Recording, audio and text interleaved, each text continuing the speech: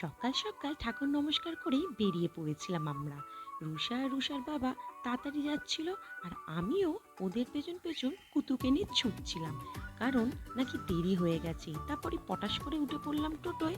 এদিকে আমি কুতুকে নিয়ে বসলাম, আর ওদিকে রুষার বাবাকে নিয়ে। তারপরে পটাশ করে নেমে পড়লাম আর স্টেশনে পৌঁছে গেলাম।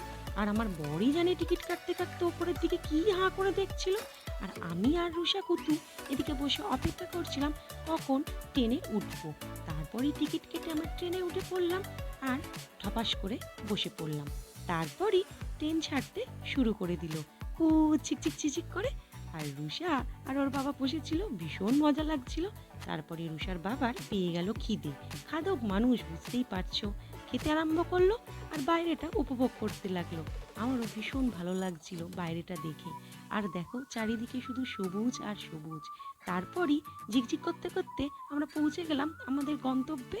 আর সেখানে গিয়েই আমি একটু ফটো তুলে আবার উঠে পড়লাম টোটোয়, কারণ ভাই এসে গেছিল আমাদের নিতে। এদিকে আমি আর ওগো বসেছিলাম, আর ওদিকে রুষার মামার সঙ্গে বসেছিল। রুষা তো ভালো আনন্দ পাচ্ছিল।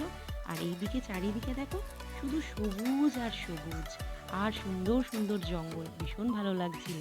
তারপরে আমরা পৌঁছে গেলাম বাড়িতে। গিয়ে ফ্রেশ হয়ে একটু রেস্ট নিয়ে খাওয়া দাওয়া করেই আমি করতে আরম্ভ করলাম ঢং, যেটা দেখেই আমার বর রেগে যায়। আর এইদিকে মামুনি আর সূচনা মিলে রান্না বান্না করছিল, আমাদের জন্য দুপুরের খাবারের ব্যবস্থা করছিল। আর হাঁড়িটা দেখেছো কত বড়, আমি তো দেখেই অজ্ঞান।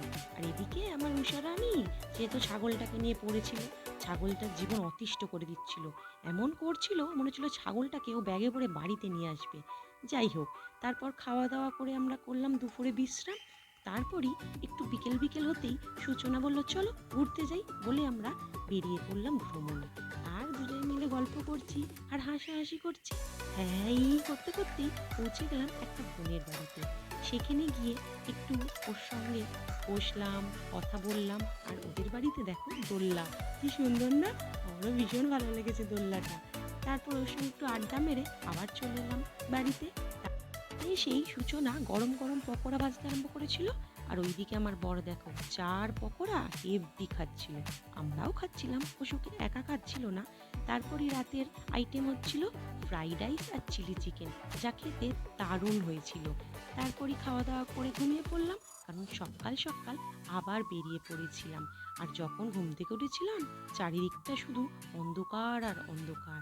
আর ভাই দাঁড়িয়েছিল বাইক নিয়ে, কারণ ভাইয়ের বাইকেই আমরা স্টেশনে যাব। আর তোমাদের দেখাবো রাস্তার পরিস্থিতিটা কী ছিল। দেখো শুধু চারিদিকে শুধু ফগ আর ফগ, শুধু অন্ধকার আর অন্ধকার, কিচ্ছু দেখা যাচ্ছে না। আর তেমন ঠান্ডা, হেব্বি লাগছিল। তারপরে আমরা স্টেশনে পৌঁছে গেলাম আর সবাই মিলে অপেক্ষা করতে লাগলাম ট্রেনের। তারপরেই ট্রেনে উঠে পড়লাম। ট্রেনে উঠেই তুষার পেয়ে গেছিলো খিদে, ও খেতে লাগছিল। আর এদিকে বর আমি হ্যাঁ গল্প করতে করতে আবার পৌঁছে গেলাম আমাদের নেক্সট গন্তব্যে। কিন্তু সেটা জানতে হলে সঙ্গে থাকতে হবে যে আমরা আবার কোথায় গেলাম। আর ভিডিওটা ভালো লাগলে অবশ্যই লাইক কমেন্ট শেয়ার করতে ভুলবে না। আর তোমরা অবশ্যই সঙ্গে থাকবে কিন্তু, কারণ পরে জানতে হবে তো আমরা কোথায় গেলাম। আবার দেখা হবে, টাটা।